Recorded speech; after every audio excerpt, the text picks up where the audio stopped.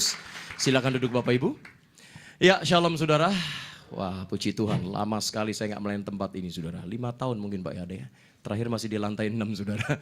Ya, tadi agak nyasar juga muter-muter parkirnya saudara. Akhir parkir di basement, nggak apa-apa nanti dipindahkan. Nah saudara, anugerah Tuhan kita bersyukur kepada Tuhan. Ya, saya keliling ya memang udah 5 tahun ini saya jarang di Jakarta saudara. Banyak pelayanan di luar. Dan memang saya udah komitmen 70% pelayanan saya serahkan di luar ya, termasuk di beberapa negara Asia dan beberapa negara Eropa, dan di DKI Jakarta hanya 30% saja. Nah kebetulan kemarin ada satu miss jadwal, saya telepon ke 1C, saya bilang 1C udah lama ya, kalau mau ambil silahkan diambil ya, puji Tuhan. Ya ditaruh di tempat ini ya, 5 tahun tidak melayani tempat ini, oleh karena anugerah Tuhan bisa kembali ketemu dengan Bapak Ibu di tempat ini. Kebanyakan kayaknya wajah-wajah baru saudara ya, wajah lamanya saya nggak tahu saudara, mudah-mudahan belum buat rapture duluan. Kalau rapture duluan kita tertinggal berarti saudara. Nah saudara perhatikan baik-baik saudara, hari ini saya akan membagikan satu topik, bagaimana Anda dengan saya memiliki doa yang berkuasa. Saudara, saya keliling cukup banyak tempat, dan dari satu tempat ke tempat yang lain, terutama para pengusaha-pengusahanya, orang yang bisnis, orang yang buka toko, pada bilang begini, aduh Pak sekarang bisnis sepi, dagang sepi, di mana-mana kayaknya kondisi ekonomi semakin tidak baik. Nah saudara, bukan hanya bicara saja tentang keadaan ekonomi yang susah, banyak rumah tangga sekarang sedang kacau berantakan saudara. Anak-anak yang memberontak, suami yang gak setia, penyakit terjadi di mana-mana. Nah di saat mereka punya masalah, pada awalnya mungkin mereka berdoa dengan sungguh-sungguh. Mereka doa puasa, ambil doa ini dan ambil doa itu. Tapi apa yang terjadi? Waktu mereka berdoa dan berdoa, mereka tidak mendapatkan jawaban doa. Akhirnya perlahan tapi pasti tidak sedikit orang mulai meninggalkan jam-jam doa mereka. Mereka bilang begini, Pak Pendeta, rasanya doa atau tidak doa gak ada bedanya. Saya berdoa Pak buat bisnis suami saya, tapi sampai hari ini Pak, utang kami begitu banyak, lebih besar pasak daripada tiang, dagang juga semakin tidak baik. Ya saudara, ada statement seperti itu. Ada juga orang bilang begini, Pak, saya tuh udah sekian tahun berdoa buat anak-anak, supaya mereka tidak memberontak, jadi anak yang baik, tidak melawan orang tua, tidak ikut drugs segala macam. Tapi di saat kami berdoa Pak Pendeta, anak kami makin gak karu-karuan. Dia semakin kurang ajar sama orang tua, tidak menghormati orang tua, bahkan bergaul dengan cara yang tidak benar. Ada juga orang bilang begini, Pak, penyakit kanker di tubuh saya ini udah 3 tahun Pak mengidap. Ya, saya bukan beriman Pak, bukan tidak beriman Pak Pendeta. Saya sudah berdoa dan berdoa, tapi penyakit ini tidak kunjung pergi dari tubuh saya. Dan akhirnya banyak orang Kristen, akhirnya mereka perlahan tapi pasti mulai meninggalkan jam-jam doa mereka saudara. Tapi perhatikan baik-baik, di satu sisi yang sama kita perhatikan, ada orang berdoa, penyakitnya disembuhkan. Katakan amin. Ada orang berdoa rumah tangganya dipulihkan. Ada orang berdoa di saat bisnisnya mau bangkrut, Tuhan pulihkan dan akhirnya dia bisa buka cabang segala macam saudara. Dan akhirnya secara general orang bilang begini, kayaknya Tuhan pilih kasih. Mungkin hanya doa orang tertentu saja yang Tuhan dengar. Buktinya saya dengan teman saya, masalahnya sama-sama berdoa, tapi kenapa teman saya doanya dijawab, doa saya nggak dijawab. Atau kalau saya mau doa gampang, tinggal telepon pendeta, karena hanya doa pendeta yang didengar oleh Tuhan. Nah saudara, hari ini saya akan menyampaikan satu topik yang simple. Bagaimana Anda memiliki doa yang berkuasa dalam hidup ini saudara. Sehingga di tengah goncangan sesulit apapun di tahun 2015, firman Allah seperti doa saya tadi, bagi Tuhan itu tidak ada perkara yang mustahil. Amin. Nah buka Daniel pasal 10. Daniel pasal 10 kita akan belajar ayat 10 sampai ayatnya yang ke-12. Mungkin di multimedia bisa ditayangkan ayat 10 sampai 12-nya.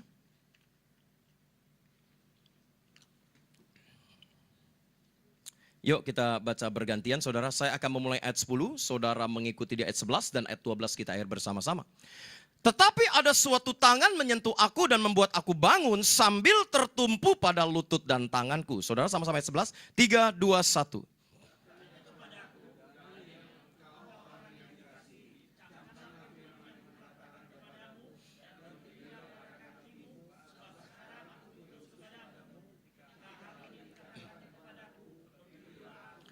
Sama-sama ayat 12. Lalu katanya kepadaku, janganlah takut Daniel, sebab telah didengarkan perkataanmu sejak hari pertama, engkau berniat untuk mendapat pengertian, dan untuk merendahkan dirimu di hadapan Allahmu. Dan aku datang oleh karena perkataanmu itu. Katakan amin. Bapak Ibu perhatikan, dari ayat firman Tuhan ini kita bisa melihat bagaimana doa orang benar itu sangat besar kuasanya. Banyak orang Kristen yang gak dewasa rohani, seringkali mereka bilang begini, Pak saya itu baru berapa tahun jadi orang Kristen. Kayaknya gak mungkin Tuhan dengar doa saya. Gak mungkin Tuhan jawab doa saya. Firman Allah bilang begini, Elia itu manusia biasa. Tapi di saat Elia berdoa supaya hujan gak turun 3,5 tahun, maka saat itu hujan itu tidak turun. Tapi di saat Elia berdoa supaya hujan turun, maka saat itu hujan itu menjadi turun. Saudara perhatikan baik-baik. Di poin pertama, firman Allah, coba ditayangkan ayatnya, ayat 12. Ini yang mau saya bahas dari ayat ini saudara. Poin pertama dikatakan demikian, lalu katanya kepadaku, janganlah takut Daniel. Saudara perhatikan, di poin pertama, doa yang berkuasa adalah doa yang tidak boleh disertai dengan ketakutan. Setuju katakan amin? Ya, doa yang berkuasa bukanlah doa yang memekikkan telinga, saudara. Doa yang berkuasa bukanlah doa dengan rangkaian kata yang indah-indah. Tetapi doa yang berkuasa tidak boleh disertai dengan ketakutan dan kebimbangan. Seringkali, kenapa Anda berdoa, Anda tidak mendapatkan jawaban doa? Sebab pada saat Anda berdoa, dalam hati kecil Anda mungkin bilang begini, apa mungkin ya Tuhan? Saya ini udah mandul 11 tahun Tuhan. Mana mungkin masih bisa punya anak? Apa mungkin ya Tuhan? Suami saya itu udah selingkuh belasan tahun. Mana mungkin dia masih bisa kembali ke dalam kehidupan saya? Apa mungkin ya Tuhan? Hutang bank ini miliaran Tuhan. Pemasukan sangat sedikit. Mana mungkin ya bisa melunasi hutang? Saudara, waktu Anda berdoa, mulut boleh ucapkan. Tapi waktu hatimu mulai berkata, apa mungkin ya? Apa mungkin ya? Disitulah kebimbangan mulai terjadi. Saudara, Yakobus pasal pertama, ayat 6 dan 7 bilang begini. Hendaklah kita meminta dengan iman. Jangan punya kebimbangan, jangan punya keraguan. Orang yang bimbang dan ragu seperti gelombang laut yang dan terombang-ambing. Dan jangan harap, firman Allah berkata, orang tersebut dapat sesuatu dari Tuhan. Saudara, dalam hidup ini perhatikan baik-baik, namanya badai. Namanya persoalan. Tidak diundang namanya badai, itu pasti akan datang. Setuju katakan amin? Ya, nggak usah jauh-jauh lah, nggak usah bicara badai, bicara ombak aja. Anda berdiri di pinggir pantai Ancol. Berdiri aja sudah. Kira-kira disamperin ombak nggak? Pasti disamperin. Tapi pada akhirnya ombaknya akan mundur lagi kan saudara. Saudara, namanya badai, semuanya lagi keadaan tenang-tenang, itu tiba-tiba bisa menghantam ekonomi Anda, kesehatan Anda, keluarga Anda. Saya ambil contoh begini. Di dalam Matius pasal 8 ayat 24, suatu hari Yesus sedang berlayar di Danau Galilea bersama dengan murid-muridnya saudara. Ya, pada saat itu dikatakan saat mereka mulai berlayar semuanya aman-aman, tenang-tenang saja. Tapi apa yang terjadi? Tiba-tiba itu badai menghantam perahu para murid saudara. Saudara, waktu ombak besar menghantam perahu para murid, kalau saya dramatisir, mungkin air udah masuk dalam perahu, ambang perahu sudah bergoyang saudara, layar perahu mulai koyak saudara. Oh, para murid menjadi ketakutan saudara. Mereka menjadi panik karena mungkin ombak sudah di atas kepala mereka saudara. Tapi dahsyatnya dalam kisah ini, di tengah ombak yang besar, Yesus ngapain dalam perahu? Soimuk ya saudara ya. Bahasa Yunani kunonya saudara. Yesus tidur dengan pulas. Waduh, saya bayangkan begini saudara. Yesus di tengah ombak bisa tidur. Saya kebetulan sebagai pendeta, saya punya 2 hobi. Hobi pertama saya ini pemanjat gunung saudara. Saya suka dengan alam. Ya, saya bisa menguasai 5 bidang alam. Ya, rock climbing, caving, susur goa, rafting, dan saya suka hiking. Tanggal 18 ini saya sudah pesan tiket dengan anak saya nomor 2. Kita akan naik lagi Gunung Semeru. Gunung ini sudah saya taklukkan, anak saya belum. Dia bilang, Pi, aku liburan dong, jangan gunung-gunung pendek aja. Ya udah, kamu naik gunung tertinggi di Pulau Jawa. Tahun depan kita naik Rinjani, yang tertinggi di Lombok. Ya, saya sebagai hamba Tuhan, saya jaga betul fisik saya. Ya, jadi hamba Tuhan harus sehat, rohani dan jasmani. Setuju katakan amin. Ya, nah itu hobi pertama. Hobi saya yang kedua, saya suka mancing. Pendeta kan hobi nggak boleh macam-macam, main biliar, main gaple gitu saudara. Wah repot ketemu jemaat Pak, pasang nomor berapa? Wah kan celaka saudara. Ya saudara. Nah suatu hari, saya sebagai hamba Tuhan juga seorang mancing mania. Saya tahu bulan yang baik buat mancing itu bulan apa. Sekarang antara bulan April dan Juni itu bagus buat pemancing ikan. Kenapa? Ikannya besar-besar keluar saudara. Tenggiri, kakap merahnya saudara, layarannya saudara. Sampai ikan aja gue hafal, bukan hanya ayat Alkitab gitu saudara. Ya. Nah suatu hari saya kepengen mancing. Saya tahu itu bukan musim mancing. Karena kalau udah berber sampai Januari, Februari itu 2 musim. Timur laut sama barat. Ya, biasanya ombak bisa 2 meter lebih, 1,5 meter lah, lebih kurang saudara. Nah suatu hari kita namanya hamba Tuhan ada rasa bukannya jenuh saudara, butuh refreshing lah. Pendeta itu butuh refreshing. Apalagi melayani pelepasan kayak saya gitu saudara. Ya, saya ini kan melayani pelepasan kemana-mana. Nah saudara kadang-kadang, waduh ada titik jenuhnya juga, kita butuh penyegaran. Nah suatu hari saya telepon 2 sahabat saya, satu gembala, satu pendoa syafaat. Saya bilang begini, bro gimana? Lagi kosong gak jadwal? Ya ada kosong sih 2-3 hari, yuk kita mancing saya bilang. Nah kebetulan dua-duanya ini suka mancing. Singkat cerita, 3 pendeta ini berangkat saudara. Ya, persiapan buat bekal 2 hari 1 malam di kapal. Kita ke Sunda Kelapa pada saat itu, sewa perahu yang kecil-kecilan aja saudara. Kalau perahu yang mahal gak sanggup bayarnya, bensinnya mahal gitu saudara. Nah tiba-tiba ada satu tukang perahu, saya lihat perahunya kecil, dia sedang bersihkan kapalnya dan saya tahu saat itu mungkin dia ragu untuk berlayar. Tiba-tiba saya ngomong begini, bang, kita sewa kapalnya deket-deket aja mau mancing di Pulau Damar, saya bilang. Lagi kepengen mancing nih. Abangnya langsung bilang begini, kok maaf sekarang lagi musim timur, gak berani. Ombaknya bisa 1,5 meter. Saudara apa jawaban 3 pendeta ini? Jangan diikutin saudara. Dengan sombongnya kita bilang begini, tenang bang kita bertiga pendeta. Bu ilah sombong banget saudara. Dipikir pendeta bisa menghantam badai ya begitu saudara.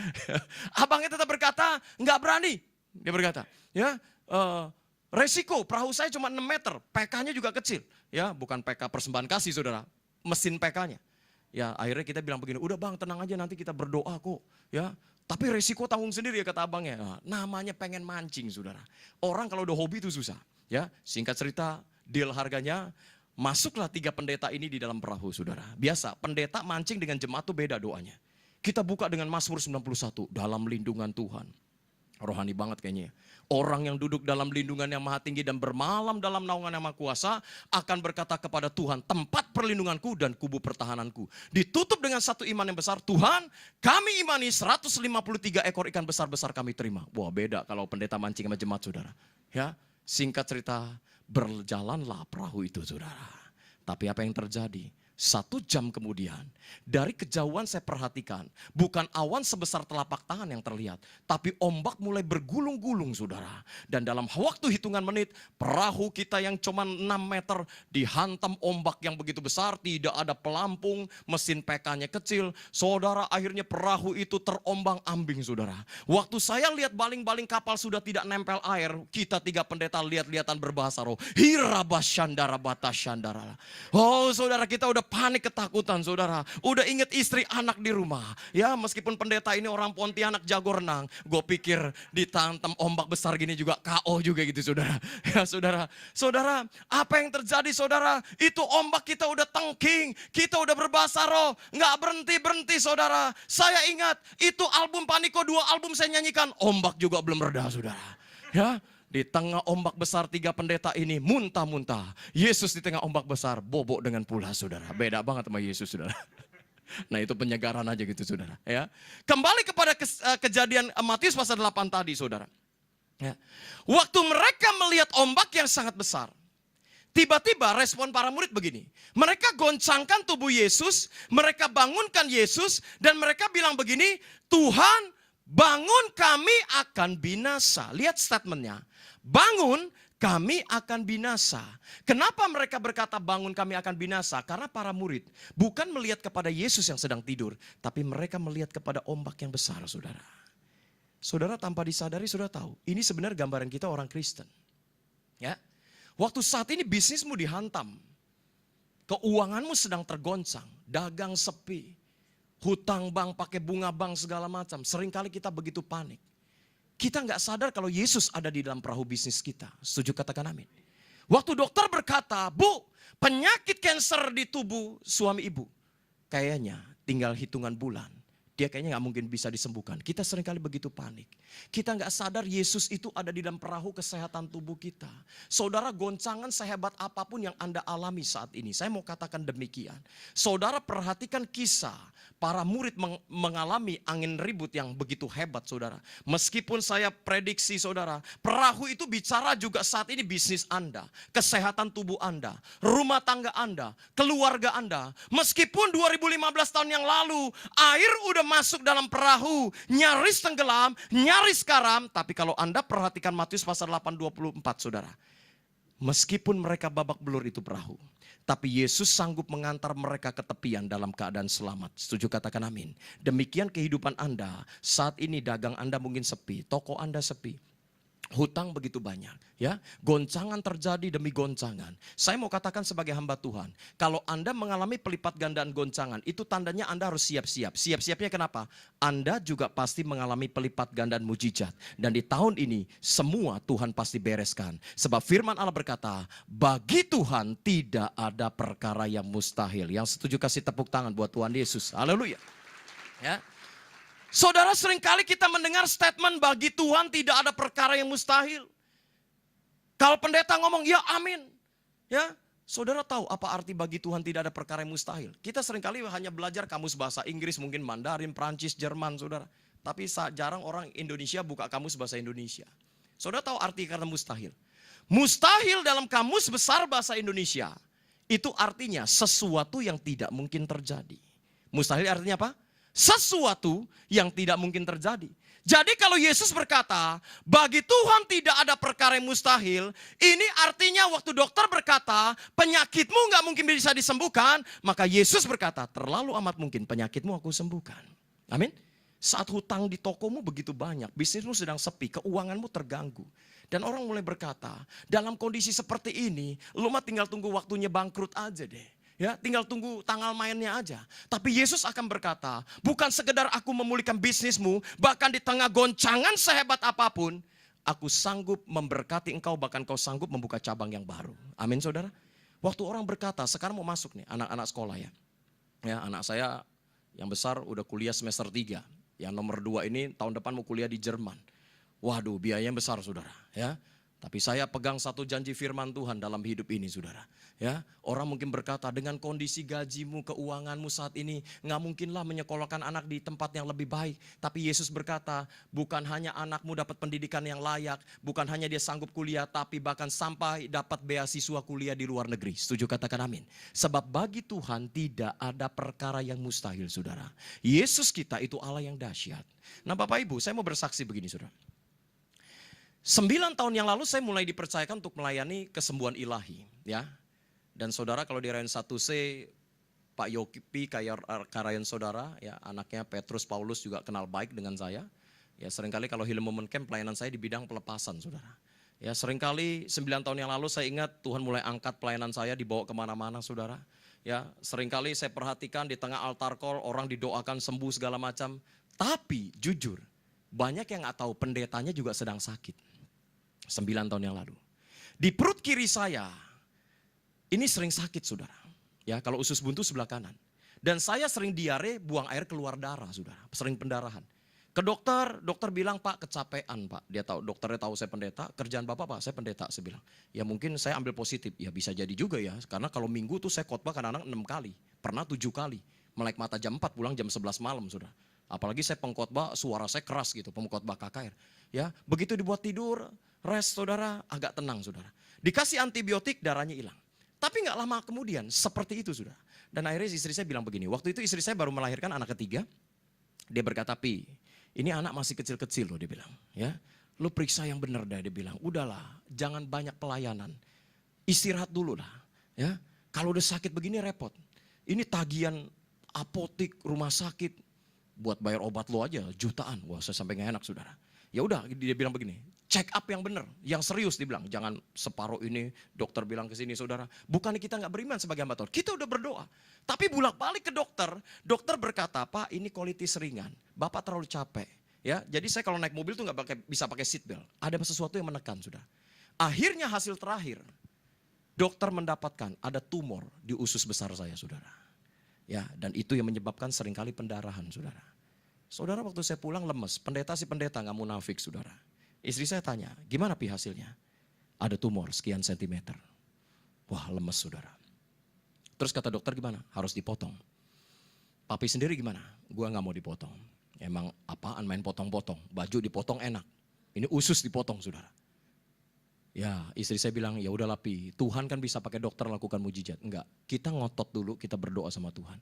Masa doain orang lain disembuhkan, kita sendiri gak disembuhkan, saya bilang. Saudara akhirnya ngotot doa, saudara. Doa puasa, saudara. Nangis di hadapan Tuhan. Suatu hari kami mesbah berlima, si kecil baru lahir tentu nggak ngerti apa-apa. Saya berdoa dengan anak saya nomor 1, nomor 2 yang sekarang udah kuliah semester 3 dan 3 SMA ini saudara. Nah tiba-tiba waktu mesbah saudara, waktu itu kalau nggak salah dia masih kelas 3 SD ya, yang nomor 2 ini yang sering ikut saya naik gunung. Saya bilang begini sama anak nomor 2, saya nggak digerakkan untuk minta anak saya nomor 1 untuk doakan, tapi saya minta digerakkan anak nomor 2. Saya berbilang begini, Sevanya, kamu tupang tangan nih di perut papi ya. Dokter bilang ada tumor loh, harus dipotong sama dokter. Ya kamu doa ya, minta mujizat. Saudara anak kelas 3 SD saudara. Ya, saat itu polos sekali tangannya mungil. Saya mulai ambil tangan kanan dia dan saya tempel di perut kiri saya. Dan dia doanya saya ingat gak sampai 1 menit. Dia bilang begini, sambil buka mata, tutup mata, dilihat papinya. Dia berdoa, Tuhan, papi kan pendeta. Dokter bilang ada tumor, harus dipotong. Jangan ya Tuhan, kasihan. Tuhan aja yang operasi, dalam nama Tuhan Yesus, sembuh, amin. Simple saudara doanya, gak sampai 1 menit. Tapi air mata saya keluar. Kenapa? Ada impartasi yang keluar saudara. Ya, jangan anggap sepele loh doa seorang anak kecil saudara. Anak kecil itu polos, setuju katakan amin. 4 hari setelah berdoa, saya bangun dari tempat tidur kok ranjang basah. Ya, ranjang basah saya pikir si kecil ngompol. Waduh, melebar banget nih basah nih. Tapi saya belum buka mata, saya agak curiga kok lengket-lengket ya. Ya, saya mulai buka mata pelan-pelan, ternyata yang basah itu apa saudara? Darah saudara. Dan darah itu campur daging saudara. Kental-kental. Saat itu belum begitu kaget, saya pikir, waduh habis melahirkan bini gue mensnya banyak banget. Ya, saya pikir sampai melebar saudara. Tapi waktu saya buka mata begitu lebar dan saya perhatikan, istri saya tidur dipisahkan dengan baby nomor 3. Disitulah saya tahu ini darah bukan dari istri saya. Dan saat itu saya merasakan dari dubur saya itu keluar tekanan angin, ada sesuatu yang keluar seperti cairan saudara. Dan maaf tangan kanan ini saya mulai rabah ke celana dalam saya. Waktu saya pegang saya begitu kaget, begitu saya tarik itu darah hitam-hitam seperti campur daging saudara. Saya langsung teriak darah Yesus. Ya, tapi itu darah saya bukan darah Yesus ya saudara. Istri saya bangun lihat seperti itu, waduh dia syok saudara. Udah DP operasi, gue gak mau jadi janda tahu gak lo? Dia ketakutan saudara. Saudara saya langsung lompat ke toilet. Belum sempat buka celana dalam saudara. Belum turun semua, maaf maksudnya. Itu darah kental-kental netes dari dubur saudara. Saya merasakan isi perut ini kosong. Ada sesuatu yang tumpah keluar saudara. Ya, saudara besok saya langsung ke rumah sakit Husada. General check up. MRI dimasukin terowongan, difoto hampir kalau nggak salah waktu itu 18 lembar. Diperiksa semua saudara. Waduh itu udah empot-empotan saudara. Operasi tidak operasi, tapi saya bilang begini, Tuhan sudah operasi saya nggak mau operasi saya bilang. Saudara dokter bilang begini, Pak 3 hari lagi Bapak datang. Kita lihat hasilnya. Ya, hasil pertama udah dikasih, sekian mili, dihitung sekian sentimeter. Nah saudara 3 hari waktu itu kalau nggak salah 3 hari sebelum Jumat Agung atau ya 3 hari sebelum Jumat Agung ya atau Paskah saya lupa saudara. Saudara dokternya tahu saya pendeta, berhadapan dengan dokternya, dengan istri saya duduk ya, saya nggak bicara satu kata pun, duduk agak pucet saudara ya karena nunggu vonis operasi atau tidak. Tapi saya beriman tidak operasi. Dokter mulai buka 1 lembar, dia lihat muka saya. Buka 2 lembar, dia lihat muka saya. Buka 3 lembar, dia lihat muka saya. Gue bilang resek nih tinggal ngomong aja bikin gue deg-degan aja. Ya. Saudara tahu, tiba-tiba dokternya bilang begini, Pak, sebenarnya sakitnya di mana? Ya sakitnya aku di sini dok. Ya di sini dok. Di mana? Di sini. Nih Pak, lihat hasil fotonya. Ini usus besar Bapak, semua 18 lembar di foto. Ya, hasil pertama dengan hasil kedua berbeda. Hasil kedua, tumor Bapak dinyatakan hilang. Bapak nggak perlu operasi. Sudah 9 tahun berlalu saudara. Perut saya tanpa jamahan tangan dokter sekalipun. Tapi Tuhan yang mengoperasi. Kasih tepuk tangan buat Tuhan Yesus. Ya. Saudara karena penasaran 2 tahun yang lalu saya ke Pineng. Karena bawa papi kontrol jantungnya. Ya, saya pikir aduh nunggu 4 hari bete juga. Udahlah gue general check up lagi lah. Mumpung ada asuransi pikir gitu saudara ya. Saya check up di kolonoskopi, endoskopi. Saya minta dok masukin kamera lah. Dok, saya tanya berapa meter masuk. Ya 1 meter 30 cm kalau mau difoto. Mau dimasukin semua saudara. Ya, usus kita ternyata panjang loh 4 meter. Saya baru tahu saudara. Panjang sekali usus kita. Saudara akhirnya saya nginep semalam. Dibius nggak lama mungkin 45 menit. Masukin kamera dari mulut. Dari dubur saudara. Besoknya dokter bilang nih hasilnya ya. Dia kasih lihat videonya semua jelas. Usus you bagus banget, tidak ada gejala polip, tidak ada gejala tumor, tidak ada gejala apapun. Don't worry, you jangan takut ya.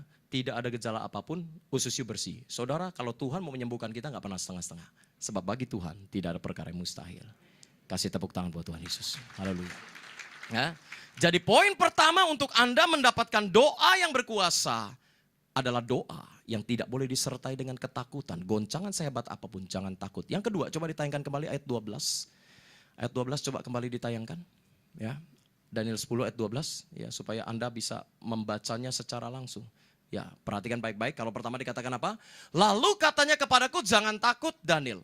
Sebab telah didengarkan perkataanmu sejak hari pertama engkau berniat untuk mendapat pengertian. Dan untuk merendahkan dirimu di hadapan Allahmu. Saudara, perkataan firman ini menjawab orang Kristen yang selalu bilang begini. Tuhan itu enggak dengar doa saya lah. Butuh waktu 1 bulan dia dengar doa saya. Butuh waktu 1 tahun dia dengar doa saya. Saudara, kapan sih Tuhan Yesus dengar doa kita? Lihat ayatnya baik-baik. Sebab telah didengarkan perkataanmu sejak hari kapan? Hari kedua, ketiga, keempat, kelima. Hari pertama engkau berniat untuk mendapat pengertian dan untuk merendahkan dirimu di hadapan Allahmu. Artinya, detik ini kita berdoa, detik ini kita doanya sampai ke sorga. Katakan amin. Jadi Tuhan itu enggak pernah nunda. Entar enak 30 hari lagi baru gue dengar. Enggak saudara. Detik ini Anda dengan saya berdoa, detik ini doa kita sampai ke sorga. Tapi maaf jeleknya kita orang Kristen, kita maunya doa jawabannya instan. Benar atau betul? Maunya instan kan? Tuhan kontrakan habis nih Tuhan, bulan 8 nih. Ya, tanggal 10 harus bayar. Aduh Tuhan kalau bisa bulan 8 tanggal 1 udah ada uangnya. Ngatur Tuhan saudara. Ya. Belum dapat jodoh nih Tuhan, umur tinggal 1 putaran. Sekarang jikau besok sacap, atau sekarang sacap kau besok sicap gitu sudah. Ya, minta gandengan, maunya cepet. Saudara kita orang Kristen maunya doa itu jawabannya instan. Nggak bisa begitu. Memang ada yang jawabannya instan, tapi di Alkitab kalau saya pelajari, banyak doa yang sengaja Tuhan tunda untuk melatih iman kita. Katakan amin.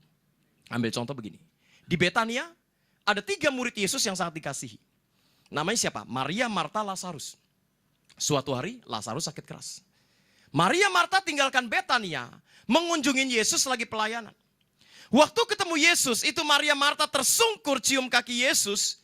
Dia bilang begini, Tuhan, orang yang engkau kasihi sakit. Lihat statementnya, orang yang engkau kasihi sakit. Ya, jadi kalau saudara cinta Tuhan, jadi pendeta, hamba Tuhan, melayani Tuhan sungguh-sungguh, mengasihi Tuhan, bisa sakit nggak? Bisa. Bisa kena eksiden, musibah? Bisa, karena berdasarkan ayat ini, orang yang engkau kasihi sakit. Makanya kalau ada pendeta lah jatuh saudara, jemaat lah bisnisnya jatuh, jangan tunjuk jari menghakimi, ada dosa tuh pendeta. Masa sakit sih, pendeta dicubit juga sakit loh saudara. Ya, pendeta juga manusia saudara. Penghakiman bukan haknya kita, itu haknya Tuhan. Katakan amin. Orang yang engkau kasihi sakit. Waktu Yesus dengar seperti itu, apakah Yesus langsung tinggalkan pelayanan? Kunjungi Lazarus, tumpang tangan supaya Lazarus sembuh? Enggak.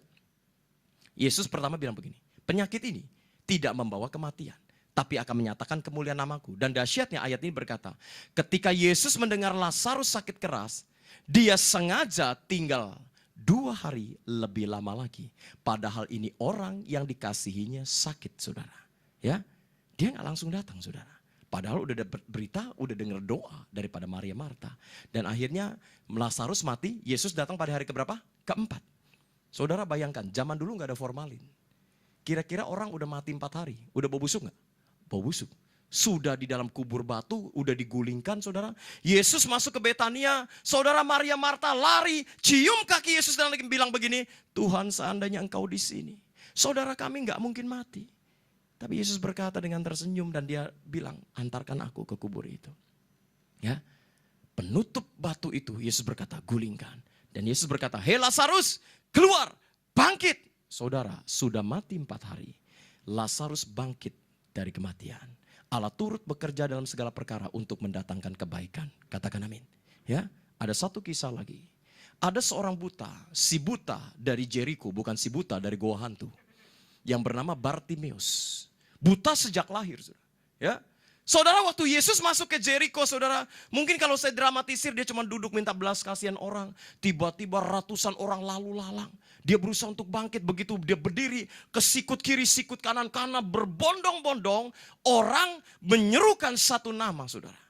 Tiba-tiba mungkin dia raba satu tangan jemaat yang lewat. Dan dia bilang begini, itu siapa? Nama siapa yang disebut? Tiba-tiba jemaat ini berkata, oh itu Yesus sang penyembuh masuk kota Jericho. Saudara, iman Bartimeus itu bangkit waktu dia dengar Yesus sang penyembuh ada di kota Jericho. Apa yang dia lakukan? Dia teriakkan, Yesus anak Daud, kasihanilah aku. Saudara, waktu itu Yesus lewat. Yesus sudah dengar. Bartimeus berdoa, minta belas kasihan. Yesus anak Daud, kasihanilah aku. Apakah Yesus langsung berhenti? Tidak. Alkitab berkata, Yesus terus berjalan. Bartimeus gak putus asa. Dia teriak lagi, Yesus anak Daud, kasihanilah aku. Saudara, yang kedua kalinya, Yesus udah dengar, Bartimeus berseru, minta belas kasihan. Tapi apakah Yesus berhenti? Tidak. Alkitab berkata, dia terus berjalan. Saudara, Bartimeus ngalamin dilema. Dilemanya apa? Dia sudah berdoa. Doanya sudah didengar oleh Tuhan. Tapi matanya belum mencelik. Itu dilema pertama. Dilema kedua, para murid mulai marah, negor Bartimeus. Shh, diam, jangan berisik, jangan ganggu guru. Saudara, dia mengalami dilema. Tapi Bartimeus, dia mengaktifkan imannya, dia terus berteriak, Yesus anak Daud, kasihanilah aku. Saudara, maka ayatnya bilang begini, maka berhentilah Yesus. Dia lihat kepada Bartimeus. Dia samperin Bartimeus bilang begini, apa yang rindu aku lakukan buat engkau? Tiba-tiba Bartimeus berkata, Rabuni atau Tuhan, biarlah aku bisa melihat. Dan Yesus berkata, terjadilah sesuai dengan imanmu. Maka saat itu menceliklah mata Bartimeus. Setuju, katakan amin. Saudara, bukannya Tuhan gak dengar doa kita. Siapapun diri Anda dengan saya, pendeta sekalipun, Pak Niko sekalipun. Kita akan akan mencapai satu titik. Di mana siapapun diri kita, Anda jemaat biasa, pendeta hebat sekalipun. Kita akan mencapai satu titik di mana dalam hidup ini seolah-olah hidup kita ditinggalkan oleh Tuhan. Rasanya sorga gak bertindak. Berdoa bukan hanya bicara tahun lagi. Berbulan-bulan, bertahun-tahun. Rasanya doa Anda gak didengar. Ya, kita akan mencapai satu titik seolah-olah hidup kita ini ditinggalkan oleh Tuhan. Mana Yesus yang dahsyat, pendetanya doang tuh yang ngomong tuh. Buktinya saya sampai hari ini jawaban doa belum tiba. Saudara, kita akan mencapai satu titik di mana-mana seolah-olah hidup kita ditinggalkan. Tapi ingat baik-baik. Kalau saya mau kasih ilustrasi ini.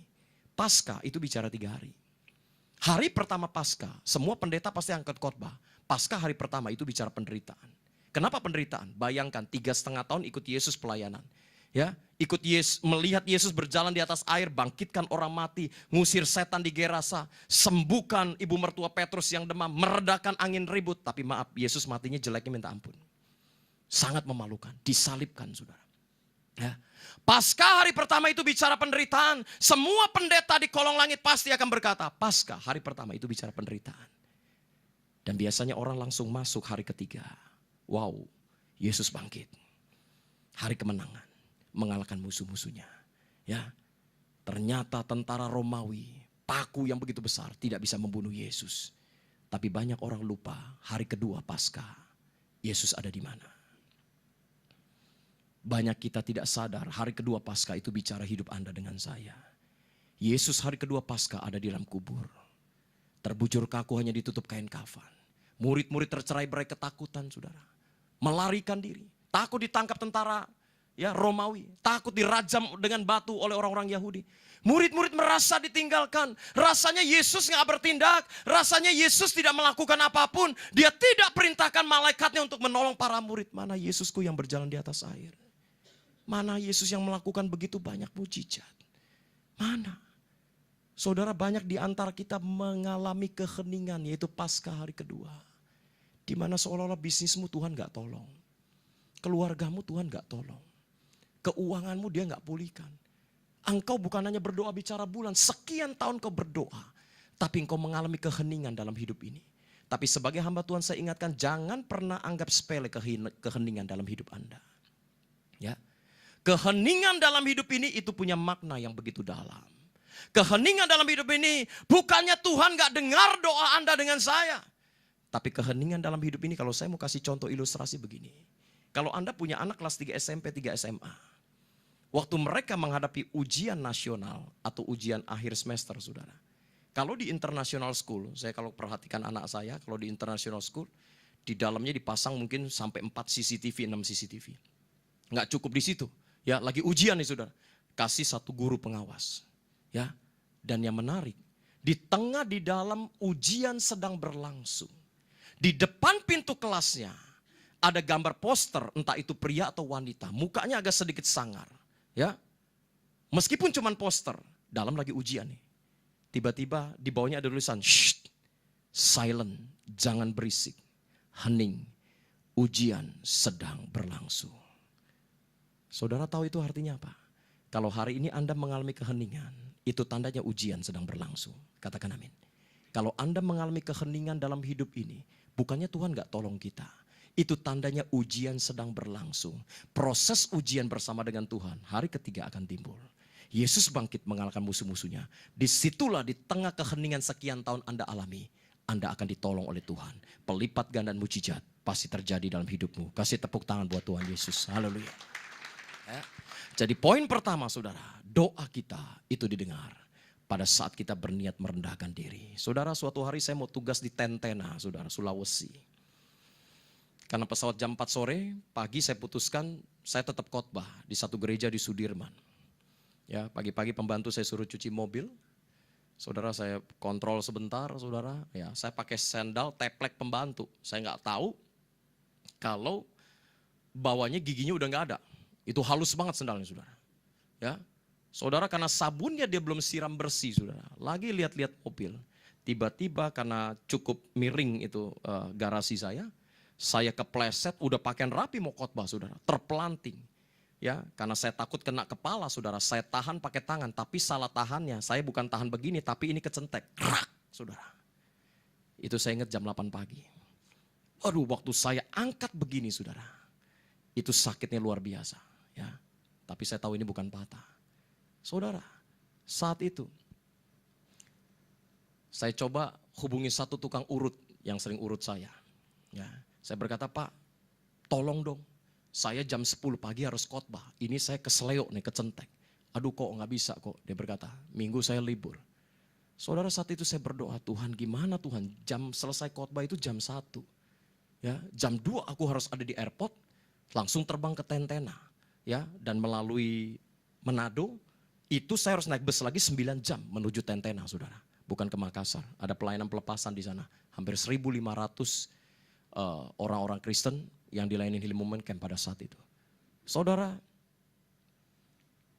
waktu itu saya kasih tahu istri saya, Mi, tangan makin bengkak. Jadi dalam hitungan setengah jam, saya udah gak bisa pakai jam tangan. Karena gede, saudara. Bengkak gede banget. Ya, saya gak mungkin gak berangkat. Karena tim di bawah saya semua. 40 orang. Itu mengandalkan saya pada saat itu. Kalau saya gak berangkat, berantakan semua, saudara. Akhirnya saya terus beriman. Dan saya bilang begini, Tuhan, aku minta sampai di Tentena. Aku minta satu tukang urut yang pintar, Tuhan. Ya, meskipun impossible. Ya, karena saya prediksi sampai di Tentena itu jam 3 subuh. Dari bus masuk 9 jam ke lokasi, saudara. Itu jalannya gunung, signal handphone udah gak dapat semua, saudara. Nah, saudara, saya cuma berdoa. Tuhan, aku percaya sampai di Tentena, Tuhan kirimkan tukang urut yang terbaik. Ya, di bus ngobrol-ngobrol dengan supirnya, Pak, di sini ada tukang urut pinter nggak? Ya ada sih, cuman kan kita sampai di Tentena jam 3 subuh, Pak. Mau cari tukang urut di mana jam 3 subuh, dia bilang. Ya, tapi saya pegang firman Tuhan ini, sejak hari pertama engkau berniat merendahkan diri. Ya, Tuhan itu udah dengar doa kita. Saudara, sampai di sana lebih kurang jam 3 subuh, kurang. Semua panitia saya suruh check in dulu. Ya, saya check in belakangan. Tiba-tiba saya ngomong sama resepsionis laki-laki, bapak setengah tua, karena hotel Melati. Pak, ada tukang urut nggak, Pak? Saya ini keseleo nih. Oh, dilihat, waduh, bengkak banget tangannya. Jatuh di mana? Di Jakarta, bilang. Ada tukang urut nggak? Tiba-tiba di samping dia ada anaknya. Ini anak saya spesialis tukang urut tulang, dia bilang. Yang keseleo, dia jago banget, dia bilang. Saudara bayangkan, jam 3 subuh, ya. Waktu tanya ada tukang urut nggak, tiba-tiba dia tunjuk anaknya di sampingnya lagi administrasi. Anak saya ini pinter urut, dia bilang. Mau keseleo seperti apapun dia bisa urut. Saudara, saya diajak masuk kamar, dia urut setengah jam, sampai keringetan, saudara. Besoknya ini tangan, meskipun saya tidur 2 jam, ya, karena harus persiapan segala macam. Ini benar-benar kempes. Dan akhirnya saya bisa khotbah dengan maksimal, saudara. Kasih tepuk tangan buat Tuhan Yesus. Saudara, sejak hari pertama kita berniat berdoa, Tuhan itu dengar doa kita. Katakan amin. Yang ketiga, tayangkan kembali ayatnya. Tayangkan kembali ayatnya. Ya. Dan aku datang, lihat poin terakhir. Dan aku datang oleh karena perkataanmu itu. Saudara, doa Daniel bukan hanya didengar oleh Tuhan. Tapi Tuhan datang oleh karena perkataan Daniel. Waktu para ibu berdoa di tempat ini, engkau berdoa buat suamimu, Tuhan akan datang menjamah suamimu. Katakan amin. Waktu engkau sebagai orang tua berdoa buat anak-anakmu supaya bertobat, Tuhan datang menjamah setiap anakmu. Di saat kau berdoa buat bisnismu, Tuhan datang akan memulihkan bisnismu. Saudara, hidup nasib masa depan kita ditentukan oleh perkataan Tuhan. Setuju, katakan amin. Nasib masa depan Anda bukan ditentukan oleh perkataan dokter. Maaf para istri, nasib masa depanmu bukan ditentukan oleh suamimu yang saat ini duduk di sampingmu. Saya mau katakan demikian. Maaf para suami, nasib masa depanmu juga bukan ditentukan oleh istrimu. Engkau sebagai anak, nasib masa depanmu bukan ditentukan kedua orang tuamu. Kalau engkau pegawai di kantor, nasib masa depanmu bukan ditentukan oleh bosmu di kantor. Tapi nasib masa depan kita itu ditentukan oleh perkataan Tuhan. Kalau Anda perhatikan Raja Daud. Daud diurapi jadi raja dalam usia belasan tahun. Daud punya potensi sakit hati yang luar biasa kepada bapaknya, saudara. Ya, kepada abang-abangnya, Eliab, Nadab, Abishama, saudara. Dia punya potensi sakit hati yang luar biasa. Bapaknya bernama Isai. Waktu Allah berfirman kepada Samuel, Samuel, kamu datang dong ke tempat Isai. Ngapain Tuhan? Salah satu anaknya mau aku urapi jadi raja. Saudara, waktu Samuel datang ke tempat Isai, Samuel bilang begini, Isai, semua anak lakimu keluarkan. Daud itu 10 bersaudara dengan dia. 3 perempuan, 6 laki-laki, dengan dia 7, jadi 10. Saudara, apa yang terjadi? Tiba-tiba semua anak laki-laki ditampilkan. Yang gede-gede, tinggi, tegap.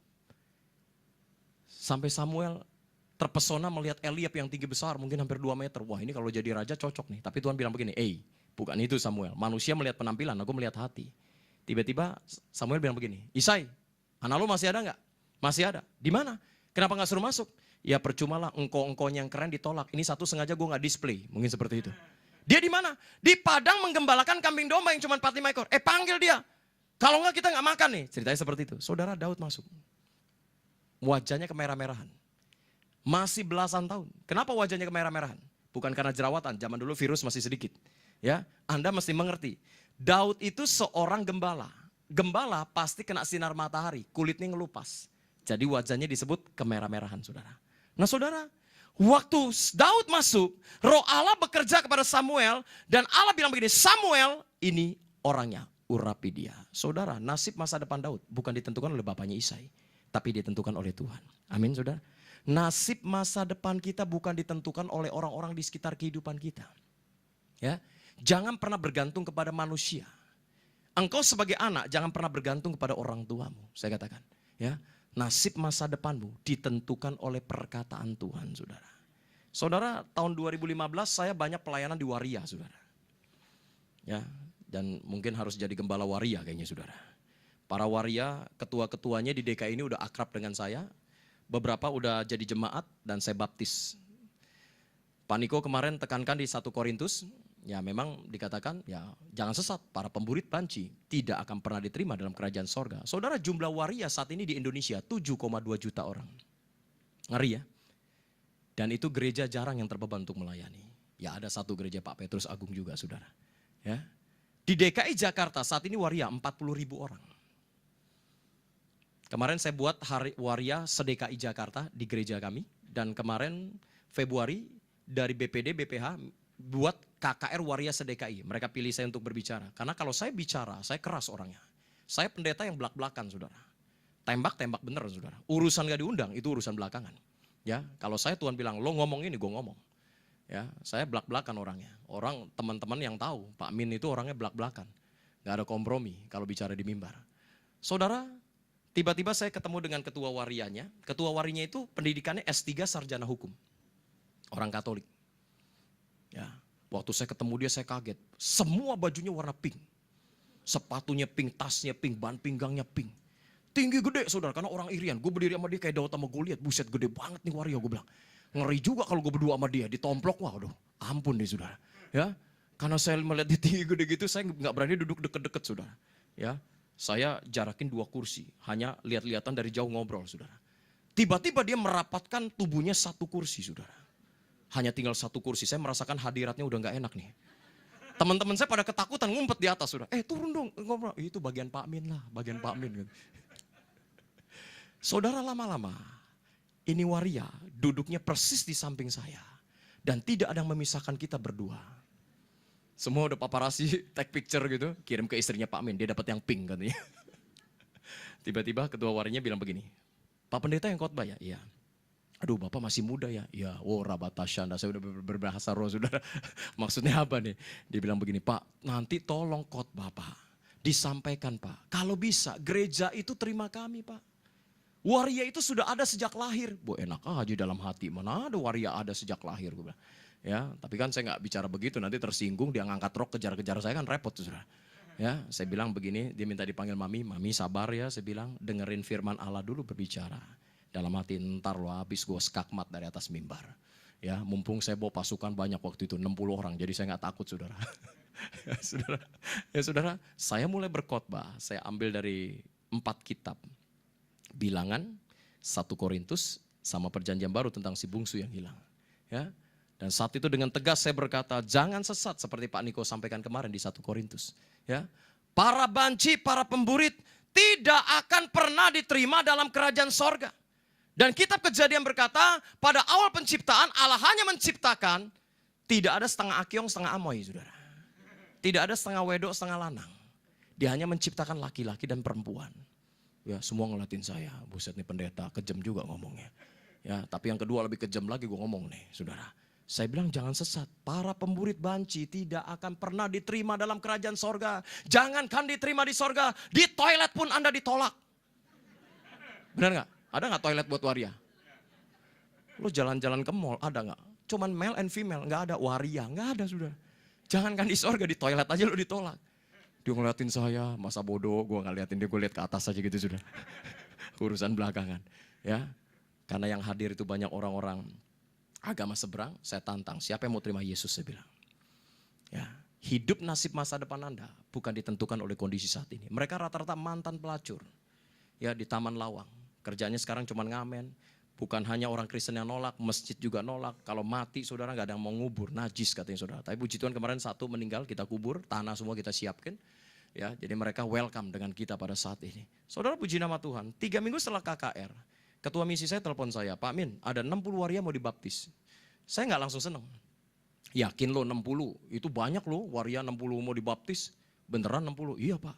Ya, tapi bingung Pak, baptisnya di mana? Gereja pada takut karena rata-rata HIV saudara.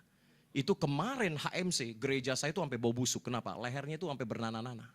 Kakinya itu sampai busuk-busuk saudara. Itu kalau orang yang gak kuat pelayanan, muntah, gak tahan. Saya bilang sama tim saya, kalau kalian mau gabung dengan saya, kalian harus berani siap peluk itu waria kalau nangis. Wah, pada mikir saudara. Peluk waria Pak, aduh Pak, mereka kan gurita Pak. Kalau dipeluk raba-raba semua Pak. Ya, kalau raba-raba urusan belakangan gue bilang lah. Ya, saudara, saya bilang kepada ketua misi saya, oh kalau baptis waria jangan di kolam baptisan gereja Pak. Di mana? Di laut lepas yang gelombangnya lagi tinggi. Biar hanyut sekalian gitu. Penyakitnya bukan warianya sudah. Tapi saya tegesin ketua misi saya, kasih tahu ya. Beneran gak nih yang mau dibaptis 60 orang? Jangan sampai udah dibaptis jadi waria lagi. Saya bilang, saya gak mau, saya bilang. Baptisan itu jangan buat main-main. Baptisan lambang pertobatan, saya bilang. Kalau udah dibaptis jadi waria lagi, buat apa, saya bilang. Cuma ikut-ikutan. Tegesin ke mereka. Ya, kamu laporin saya besok, saya bilang. Ditegesin lagi. Besoknya ketua misi saya telepon lagi. Gimana? Namanya Pak Gerets. Gimana Pak? Ya puji Tuhan Pak, dari 60 Pak. Yang gugur 58. Sisa 2. Wah ilah tidak liongcak saudara. 2 orang sudah. Ya. Dibaptis nggak Pak Min? Ya dibaptis gue bilang, 1 jiwa berharga di hadapan Tuhan. Ya udah saya pinjam 1 gereja kecil yang pelayanan juga banyak di orang miskin. Saya bilang pinjam kolam baptis. Saya mau baptis 2 waria ini saudara. Saya mulai baptis. Ya, mereka minta nama baptisan. Saya sebut namanya aja karena ini udah cikal bakal pelayanan kita. Saya udah ketemu waria ini beberapa kali. Dan beberapa juga udah ibadah di gereja saya. Dan saya bilang sama jemaat pengerja saya, jangan tolak mereka. Ya, mereka orang yang terhilang. Mereka ini domba-domba yang hilang. Gereja ini gak boleh cuek saya katakan. Ya, supaya bisa menyelamatkan kehidupan mereka. Nah saudara, yang satu setelah dibaptis, yang satu namanya Jamie saudara. Dia kalau malam itu jadi Emmy. Ya, jadi kalau pagi itu Jamie, 6 sore ke atas jadi Emmy saudara. Yang satu Darto, kalau malam Darti saudara. Ya, saudara kalau lihat nama-namanya lucu, ya, kumisan Susi, ya, nggak ada yang namanya Meling sih, nggak ada saudara. Jarang yang sipit kalau waria. Saudara, waktu saya kasih nama baptisan, tiba-tiba saya bilang sama satu hari ini, kamu minta apa dari Tuhan? Saya mau ngetes dia, bener nggak nih orang bertobat? Pak Pendeta tolong urusin KTP.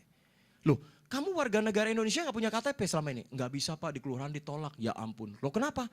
Bingung cantumin jenis kelaminnya apa? Ya ampun, kasihan banget gue bilang. Kelurahan aja tolak, apalagi sorga gue bilang. Ya udah, ntar kita urusin. Nah yang satu, maaf ya, si Darto ini, dia kan semua serba suntikan ya. Payudara itu pakai silikon semua, saudara. Belum pipi-pipinya itu kan berantakan semua kan. Suntik silikonnya yang murahan, sini setengah on, sini seperempat. Udah kayak bulan kejatuhan meteor gitu, saudara. Ngelihatnya ngeri gitu, saudara. Kalau yang gak biasa, saudara. Saya bilang begini, Darto, kamu minta apa dari Tuhan? Pak Pendeta bantu ya, saya pengen operasi payudara. Loh kenapa payudaramu, saya tanya. Ini palsu Pak, harus dikeluarin semua, dibuang, dijahit lagi. Oh bagus, bilang. Kita akan bantu. BPJS keluar kok, saya bilang. Ya, saudara. Nah, saudara, dari dua orang ini kita mulai bergerak, saudara. Ya. Kita mulai bergerak, gereja kami memang sederhana di Ampera, tapi dipakai untuk melayani mereka. Ya, puji nama Tuhan, kemarin kami buat HMC Waria Sedekai. Ya, mereka datang, nanti 2 bulan lagi saya buat seminar Islamologi. Saya panggil ustadz-ustadz yang sudah jadi pendeta untuk kasih pengarahan ke mereka supaya pertobatan itu terjadi. Saudara perhatikan hari-hari ini, nasib kehidupan kita itu ditentukan oleh Tuhan. Amin. Meskipun waria ini gak berharga ya di hadapan manusia, tapi di hadapan Tuhan mereka berharga. Ini orang-orang terhilang, saudara. Orang-orang terhilang. Sekarang zaman udah gila, saudara. Amerika sudah mensahkan ya perkawinan sejenis, ya laki-laki dengan laki-laki. Singapura kemarin saya dengar juga udah, Australia nyusul, ya. Dan kemarin Anda lihat di TV One, seorang laki-laki dinikahkan dengan anjing peliharaannya diberkati pendeta. Lihat nggak di TV One? Ya, udah gila. Zaman sekarang udah gila. Bayangkan, ini anjingnya anjing jenis kelamin laki-laki juga. Pakai pakaian jas, ya anjingnya juga didandanin, diberkati di gereja sama pendeta. Zaman sudah gila, zaman udah rusak. Makanya moral kita sebagai orang percaya, kita sungguh-sungguh berdoa supaya di akhir zaman ini kita tetap bertahan. Bukan hanya bertahan tapi keluar sebagai pemenang. Amin. Imam Musib boleh maju ke depan, saya tutup firman Tuhan ini. Saudara perhatikan baik-baik. Doa yang berkuasa bukanlah doa dengan rangkaian kata indah. Tapi doa yang berkuasa, yang pertama tidak boleh disertai dengan ketakutan. Yang kedua, sejak hari pertama Anda berniat merendahkan diri. Dan yang ketiga, Tuhan datang oleh karena perkataan kita. Tuhan memberkati. Kasih tepuk tangan buat Tuhan Yesus, mari kita bangkit berdiri.